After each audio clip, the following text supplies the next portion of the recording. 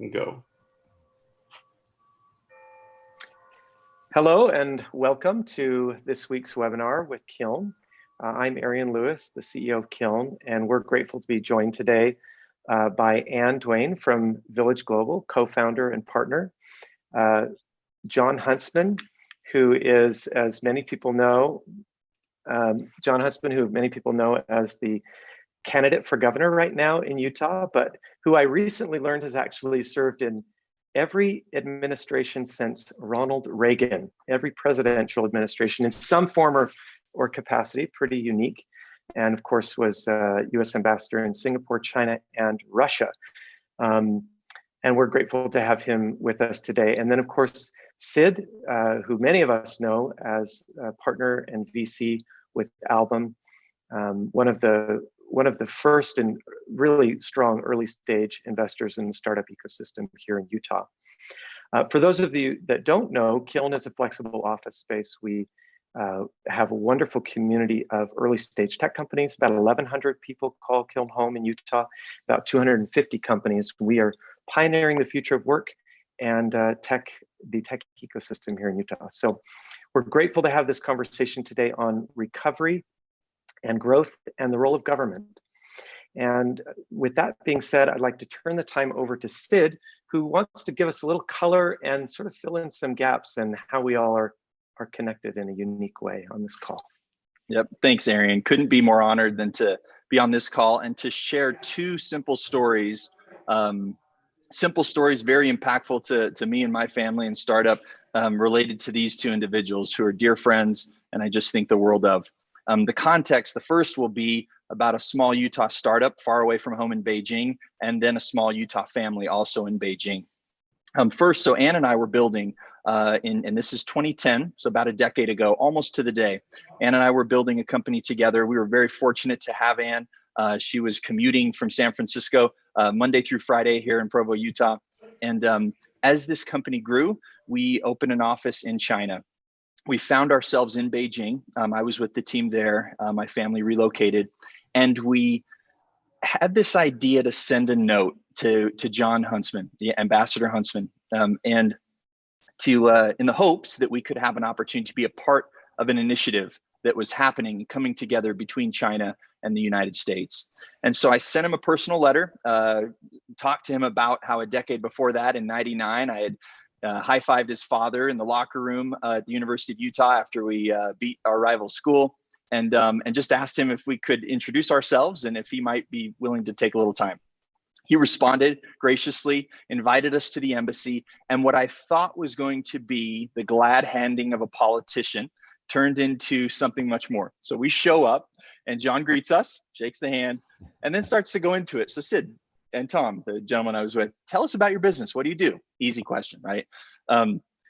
Tell us about your profitability or path to profitability. Tell us about the unit economics of your business. Tell us about your plan and strategy in China, because it's a really hard place to navigate. And quickly the conversation was one of someone who had navigated, business and a lot of things, positioned to us as a team to really see the chops that we had and how viable we could be as a partner in this really big initiative. Long story short, we were very fortunate to become a part of this 100,000 strong initiative.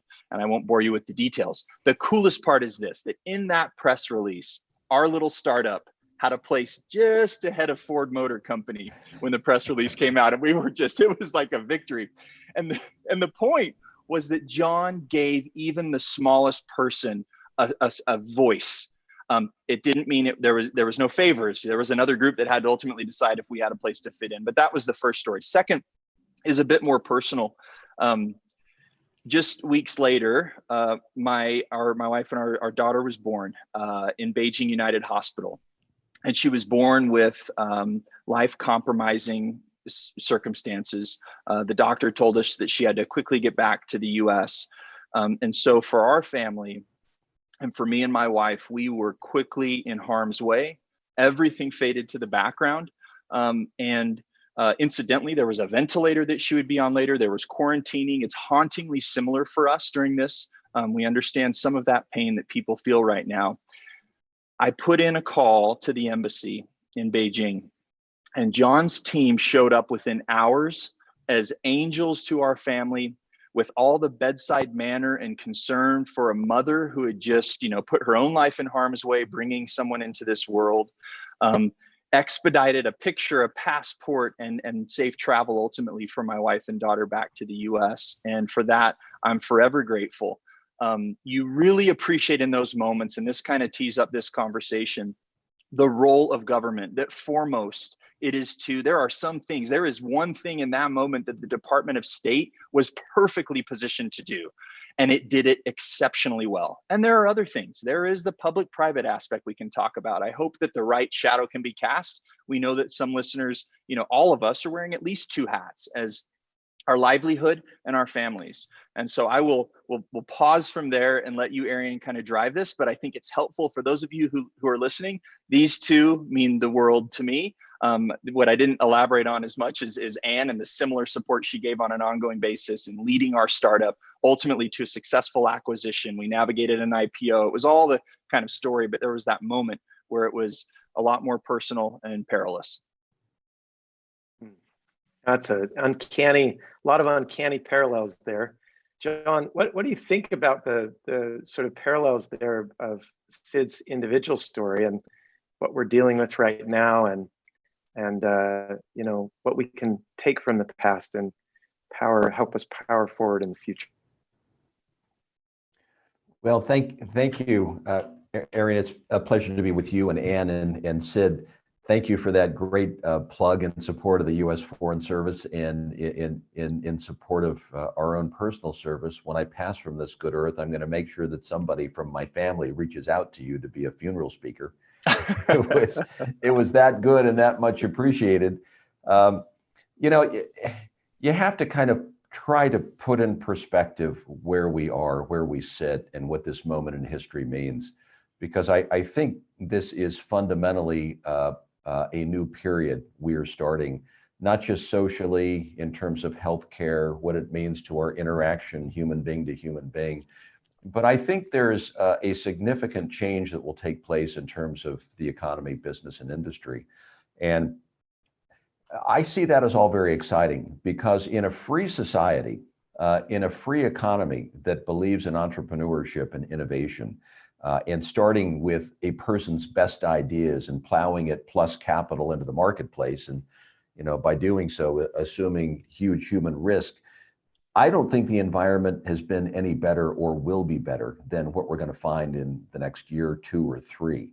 And I say that as a very, very excited candidate running for office, which has very little to do with this discussion, other than to say, I'm running in a state that I hope we can position, if I'm lucky enough to win, to be the safe haven marketplace that will attract capital, brain power, and allow people to work the magic of the free market.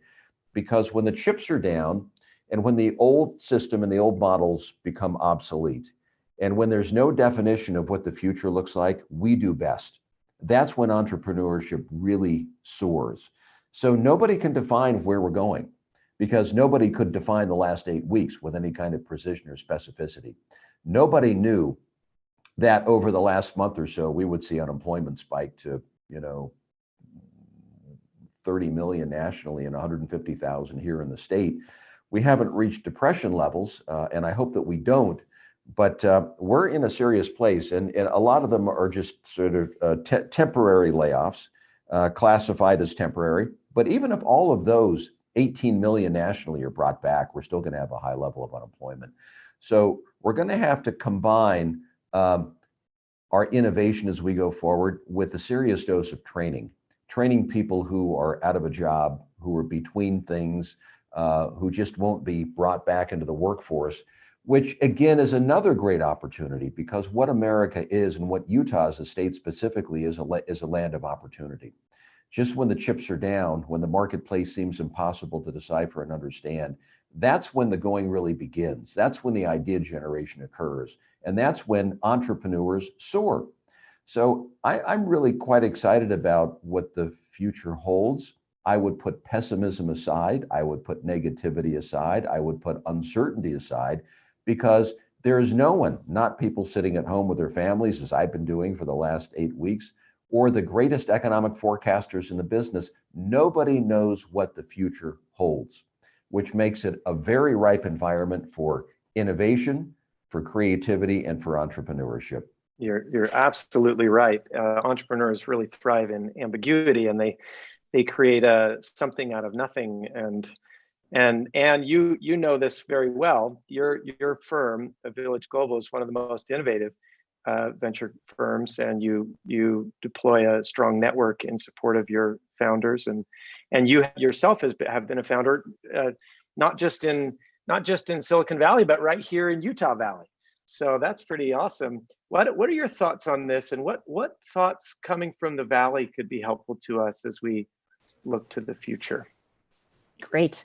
Well, I agree that now we have a clarity of problems, right? And a ability to share solutions of what's working that are both at kind of an unprecedented level.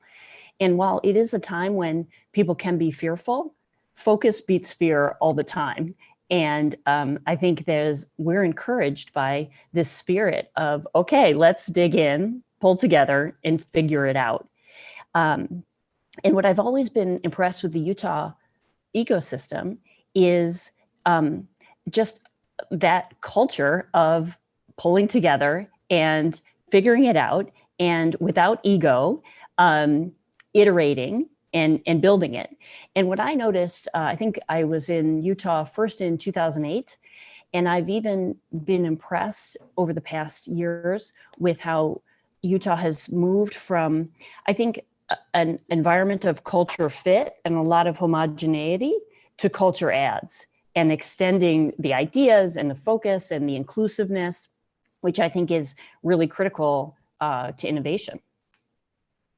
Yeah, definitely. I mean, Sid, what are your thoughts on that?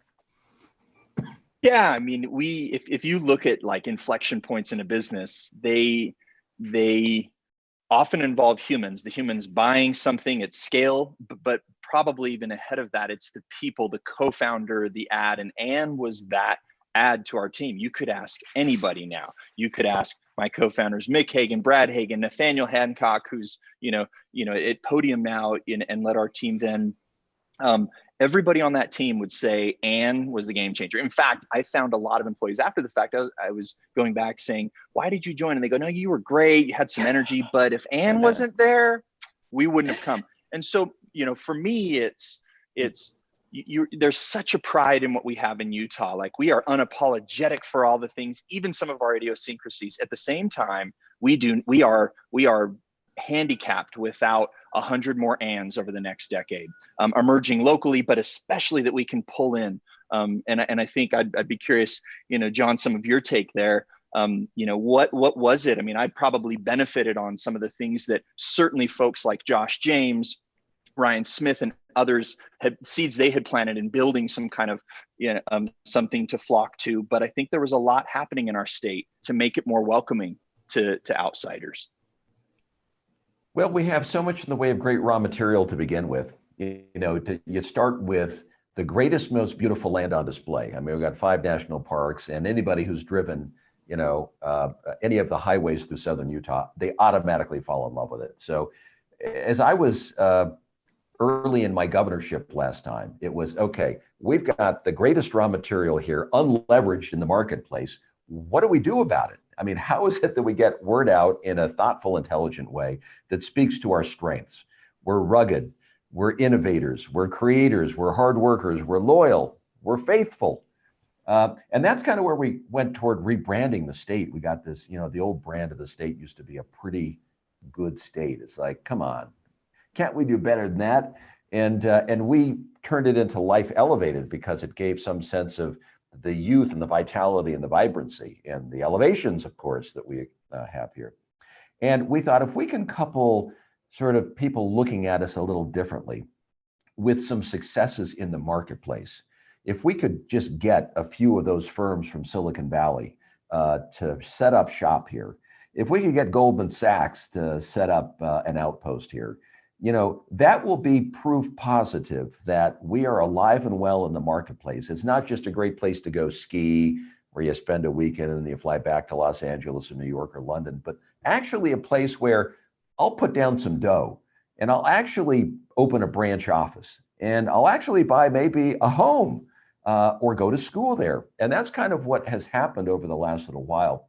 People have discovered what Anne has just made mention of, and that is a welcoming, hospitable, increasingly diverse population that is truly global in ways that most people don't understand. I mean, the number of languages that are spoken here, the capacity for the average person on the street to just pick up a conversation with somebody in a foreign language is astonishing.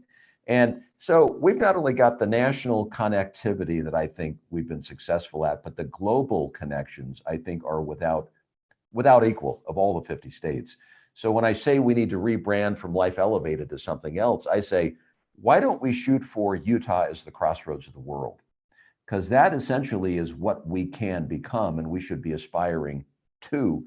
And by doing that, it also ups our game in education, in recreation, in environment, in economic development, because we will start seeing ourselves as a world-class player, which is where we should be.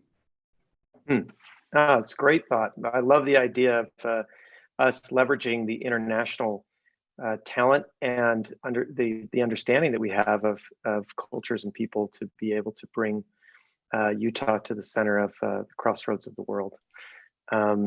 Let's pivot now. I want to go a little tactical and talk about this economic recovery and specifically startups. Anne and Sid, you sit day in, day out with companies working through capital or strategic challenges. What do you think startups are facing right now? And then let's talk about what government can do to help. And John, we'd love to hear your thoughts on what government can do to help. So Anne and Sid, you just kind of give us a quick snapshot of what you're seeing is the real pain points for startups right now, and then John. Yeah. Anne, do you want to take a first crack? Sure. So the capital markets are tighter, but I think that there is still belief in entrepreneurship as the best way to innovate ourselves out of this situation. And many of you might have read the Mark Andreessen article about It's a Great Time to Build.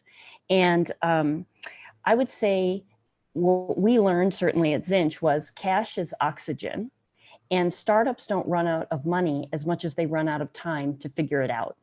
And so the first thing you need to do is take assessment of your costs, the things you can control, and then really think about not just surviving, but preparing for this next chapter. And the reality is that instead of thinking about, hey, let's return to work, let's think about, let's reimagine the problems we're solving. And I like to think we've gone cold turkey on commuting and doing all these things that were kind of the conventional wisdom. And the reality is conventional wisdom is a good servant, but a terrible master. And so let's just think about how do we take a business we have or an ecosystem we have, given new realities, and attack it. Yeah, well said. Love that. I love that. That quote, conventional wisdom. That's a good one. I'm gonna write that one down. She's got a lot of these quotes. Another Anne quote for you is, big ideas are no more expensive than small ideas, which I think is also very apropos. Look, there's also flashback to 0809 for us, Anne. I mean, you were leading the charge as we were raising capital. What happened? Term sheet. What happened? Lehman in the dubs. What happened? VCs, term sheet, cut that valuation in half. So what happened? That was you being a leader. And this is the moment when leaders lead, and you led, and it was, well, here's what's happening. We're not raising money right now. Unless we want to give up the farm, we're going to hunker down, buckle down, and to your point, innovate. I mean, you see this, you see Podium, stone's throw from me, creating new products to serve a new pool of customers, and the CEO Eric, from his home, telling people what they've done over the past few weeks to innovate for business. So it is this sobering, like, well, that's just what it is. Like, there's something that's invigorating when it gets very clear, like death on the morrow sobers the mind. But then there's there is kind of rethinking. I think you put it very well, just rethinking like how we go about problem solving. One of the things I think is so interesting about, I'm so sorry. No, go ahead, Anne. Is a lot of my friends with little kids at home have said, it's really kind of shocking because I feel like there's an hour a day of academic learning that's happening in the schoolwork. And then I have some friends who are working and say, if I can do 2 hours of deep work on my job or my startup every day, I can accomplish a lot.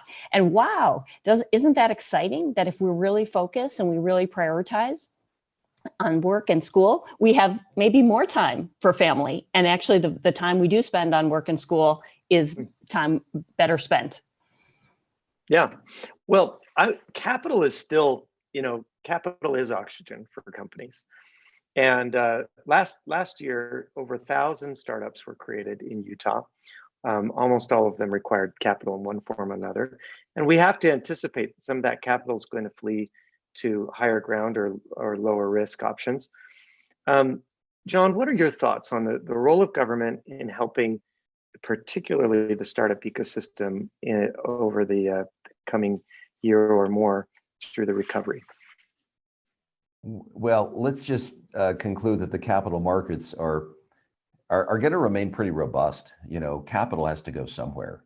And when you look at venture capital, early stage, late stage, when you look at private equity, and the literally trillions of dollars that are floating in the global marketplace, it's going to have to park itself someplace. So then you have to say, all right, in government, what is the appropriate role where you can actually shape the marketplace and help startups and entrepreneurs? And to me, it's pretty simple. And I learned this, I've told this to Sid before, he's probably tired of hearing it, but I served on the board of the Singapore Economic Development Board back in the 90s after I'd been posted there as a diplomat.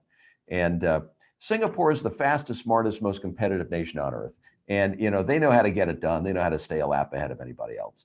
And they used to preach all the time, capital is a coward, and it's going to flee wherever it perceives there to be risk in the marketplace, and it's going to park itself in a safe haven somewhere.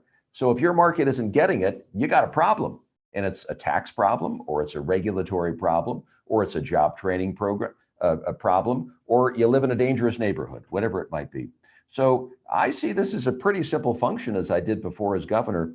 How do you make your marketplace more hospitable to the inflow and the attraction of capital? And it will come.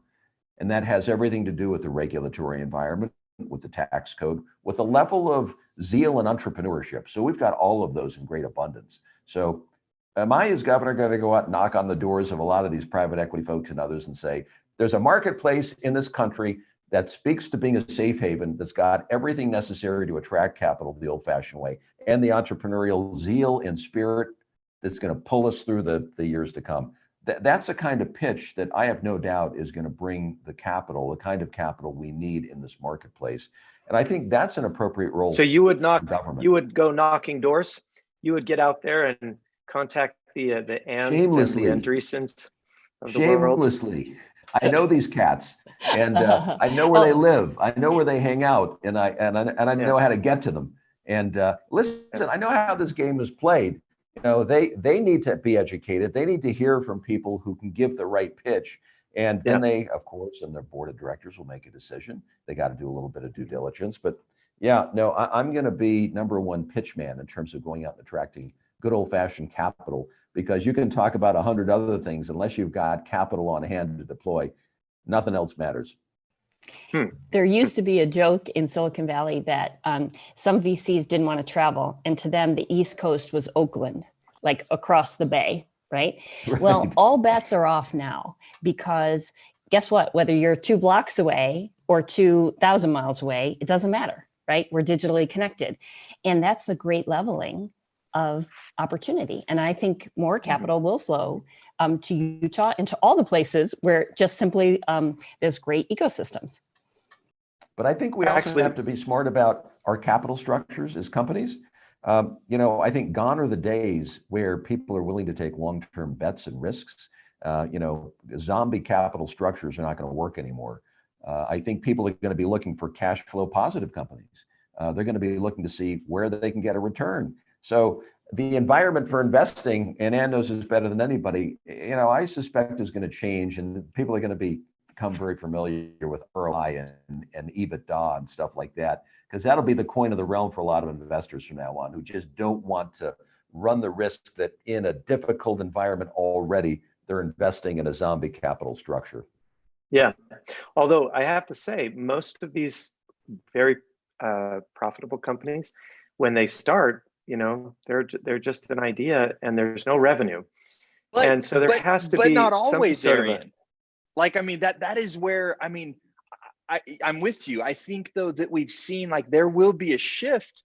I mean, look, when you look at some of the biggest companies, Pluralsight, Qualtrics in the state, they bootstrapped. It was capital was oxygen, but what capital? Self-generated capital, nobody else's capital. Now they raised eventually when they could command terms, but you have a company, Route, right down the road. Route was profitable this last month. They're a venture back. I mean, there is no reason that entrepreneurs can't just approach it differently and say, even if it's ramen positive,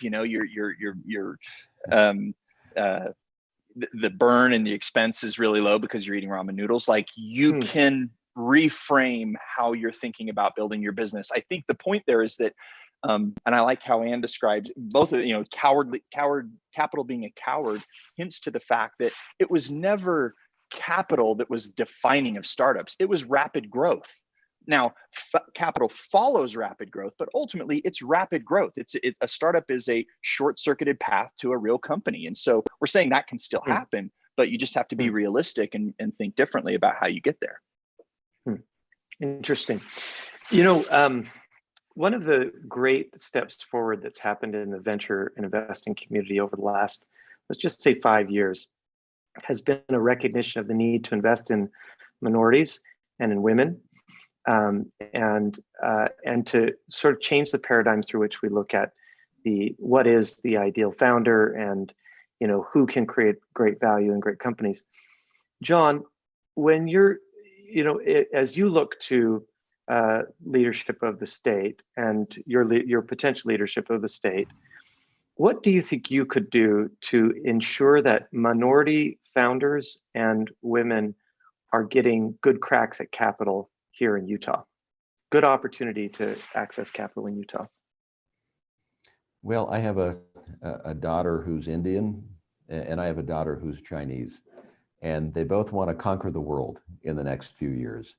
And I look at the population of our state of Utah and how diverse it has become, and all of the brain power and energy that's locked up in every corner of our population, and it really is quite remarkable.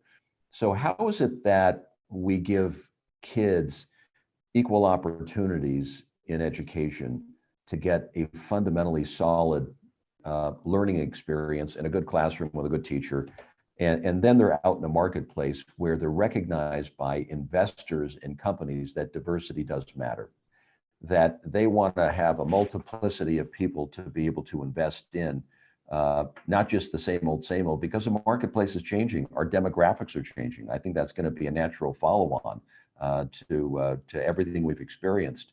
So I'm excited about the combination of good education and giving kids, maybe who have come into our state as an immigrant through some other means, and they want a shot at the American dream just like everybody else. I think the greatest first step is education. I think that's the greatest leveler we have in this country. And second is access to capital. And I would encourage those who are deploying capital, as I think they do anyway, they're pretty good about it in the state, to make sure that there is recognition given to minority startup companies, and not just the same old bunch that maybe got it 10 years ago. And I think there's a way that we can pull up all communities through investment and through startups and through entrepreneurship. I think that'll be part of our success, as a matter of fact. I completely agree with you. And it's an important conversation, and one that I hope that we'll continue to have. In a past life, I built a co-working space in Cape Town, South Africa. And as a part of that, we built coding programs for women in townships in South Africa. And the innovation that came out of that was fascinating to see. These women, they saw problems where other people didn't, and they saw opportunities that other people didn't. And people who are not from Utah, may be relocated here, or are from Utah but from a minority population, may see opportunity that others just don't. And we need to make sure that we're ready to provide the wheels and the funding to get those ideas off the ground, because there's some great opportunity and ideas that can come in businesses.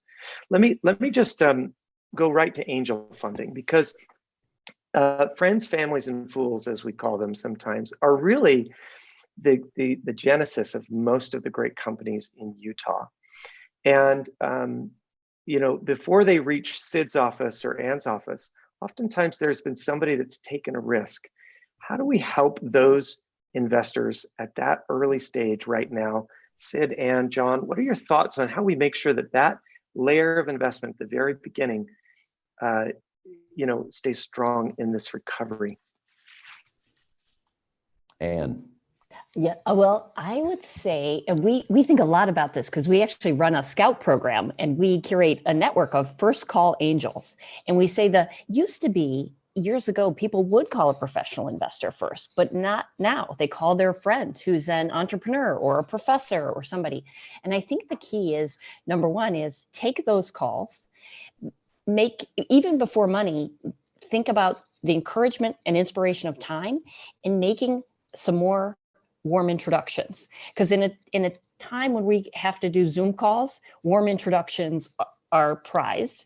And then in terms of capital, I think this is a time when we need to open our wallets to local businesses of all kinds. And also think about what can we do to keep those costs low. So what Sid was saying is, how can you bootstrap it? How can you do tests that start validating demand? Because then the cowardly capital takes comfort in following those little experiments. And there is so much to do. And especially, I think it's an amazing strength of Utah that the cost structure is lower than in some, other areas. And that is gonna really help capital efficient startups. That's a great point. That's a great point. Sid or John, either one. Sid, go ahead. Go ahead, John. I actually had a technical glitch before. I didn't catch the question, or maybe Arian, if you can quickly the give question, it to me again. The question is, we've got these angel investors they're the beginning. They're the ones that throw it. These are usually high net worth individuals, and we're still working on the data, but it's in the hundreds of millions of dollars each year in Utah of capital that's deployed by individuals to invest in companies at the very early stages. And we're worried about that capital fleeing to higher ground right now. And what do you think we can do as a state? And, John, what do you think we can do as a government to help that early stage investor during this economic recovery and those early companies that need that capital? Yep. I'll share one thought, and I actually think it is an area that John's going to be very familiar with, and that has existed well before I was starting a startup here. And those are our universities. If you look at any company that started here, chances are you can trace those either the tech, if it was a spin out, say, of biotech at the University of Utah, or in my case, it was the relationship. Like, universities are these pockets where you have time to think, you are creative in thinking, and you're finding your co-founders. I don't think universities are the best incubators of startups, by the way. I'm just saying they are the right kind of petri dish for them to emerge. And so we will be at a time where we kind of can say, well, what happens right now?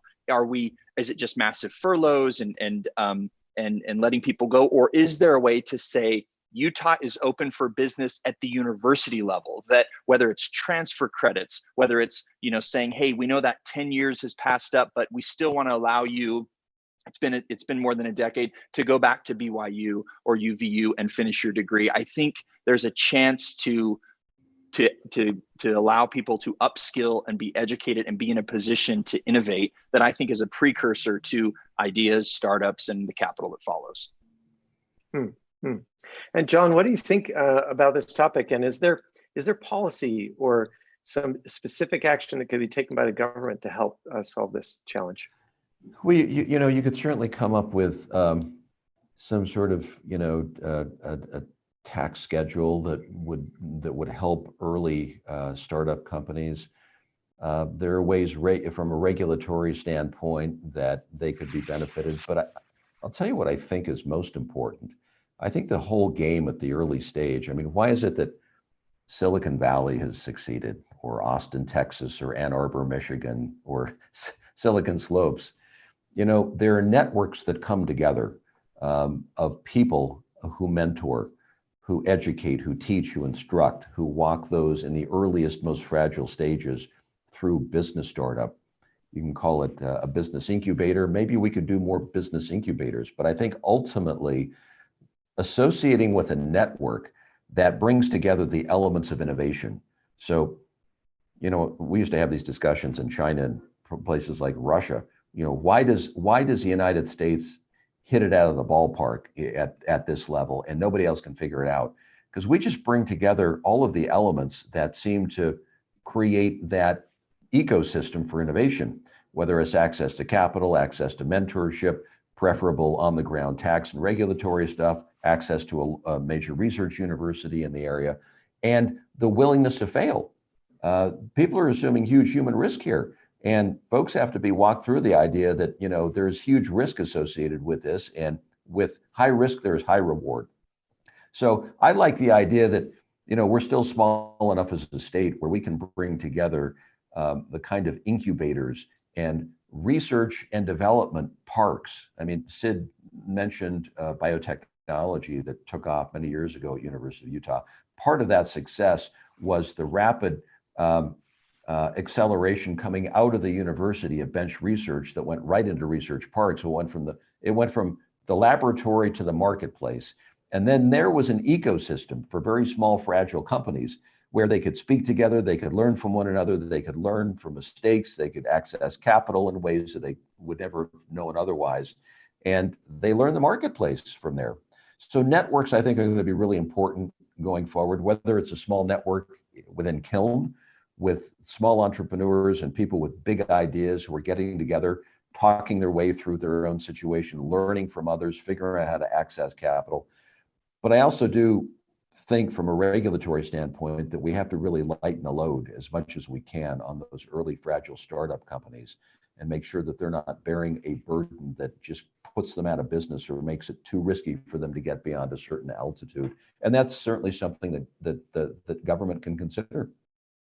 Good. Sid and I sit on a committee right now that's exploring policy ideas around how we help the investment community, and we really hope that we'll see.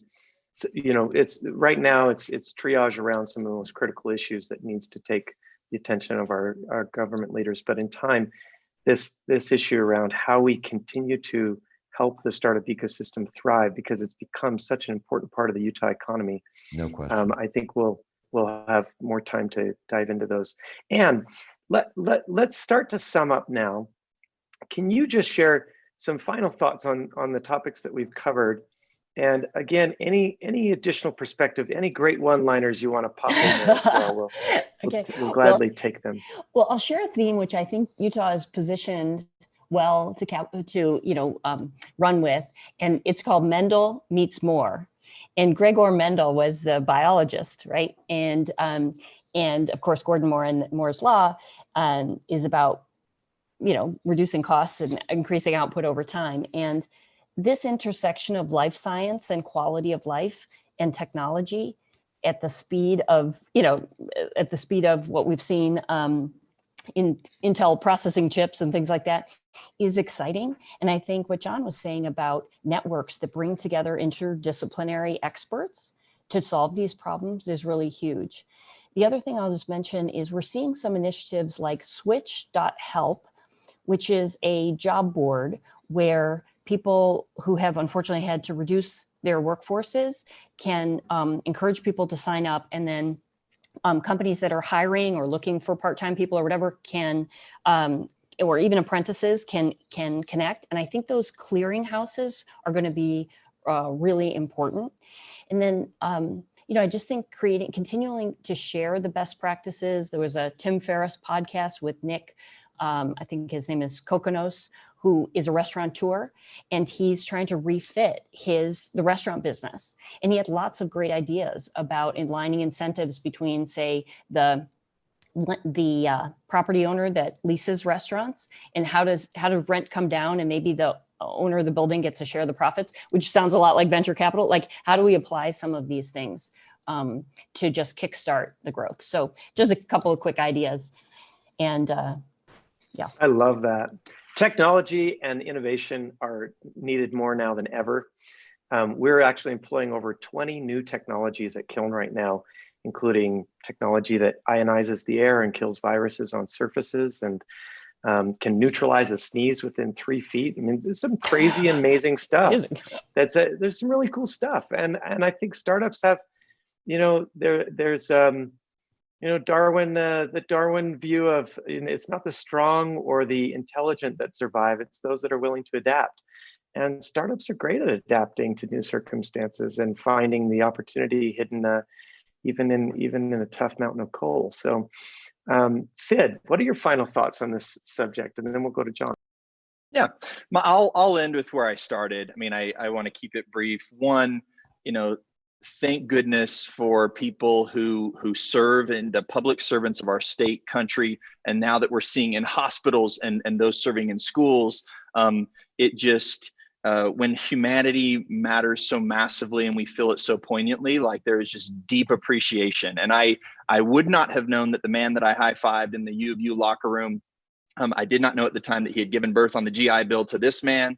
I would not know that this person would be so helpful to our family in China. And I've had the pleasure of meeting, his sons who happen to be in the Navy. So those servants, those public servants, and those in healthcare and schooling, just massively appreciate them. And then secondly, the simple thing is we understand that government is not here to start startups, and most of the time, as John put it, it's to get out of the way, but they are in a special and unique position to sometimes give voice and to hear, the different voices from those startups who have something that can really make an impact, as again, I was, kind of a recipient of in this case. So those are my parting thoughts. Excellent. Thank you. John. Well, just very quickly, I want folks who are sitting out there and maybe trying to decipher the marketplace and what lies ahead, not to feel badly that they can't quite figure it out, because nobody can, but rather to see this as the most optimistic, promising time in recent history, because we don't want just a recovery economically. We want to know what we've learned over the last 8 weeks and how that informs our future, because I think that's going to be the most important education any of us will ever receive, particularly entrepreneurs and innovators, because the opportunity for the greatest growth and advancement the state has seen in its history, I think, is upon us. So what about all these industries that are going to be disrupted? I mean, it's such an exciting time, from delivery services to telehealth to communication to education. It's all out there. We just have to think through it a little bit differently and put it in context of the post-COVID world. But none of this is possible unless you have a free and resilient society. So I think it is really incumbent upon policymakers and elected officials to make sure that whatever happens, that we don't spoil the one thing that the United States has in all the world that is the envy of all. And that is our resilient, inspiring, entrepreneurial, innovative system of discovery and business development maturation. Nobody does it like we do. And it's for a lot of different reasons, but we got to keep it alive and well now more than ever. Well, that means a lot. And I know you've seen it right at the heart of from Moscow to Beijing to Singapore back to Utah. And we are grateful that we have the freedoms that we do and that entrepreneurs can create. This has been a wonderful conversation, and I'm very appreciative of everybody joining. And we can't wait to welcome you back to Utah when the new normal takes hold, and come and check out Kiln. And John, we hope that you'll continue to talk to the startup ecosystem. We'd love to get those conversations going. And Sid, thank you for all that you do in the state to keep this Utah tech ecosystem bright. There's so many wonderful stories that are happening right now in the tech ecosystem. I wish we could talk about them. But thank you all, and we hope you all stay safe and well. Great pleasure to and be have with a you. lovely Thank you. weekend. Bye-bye. Thank you.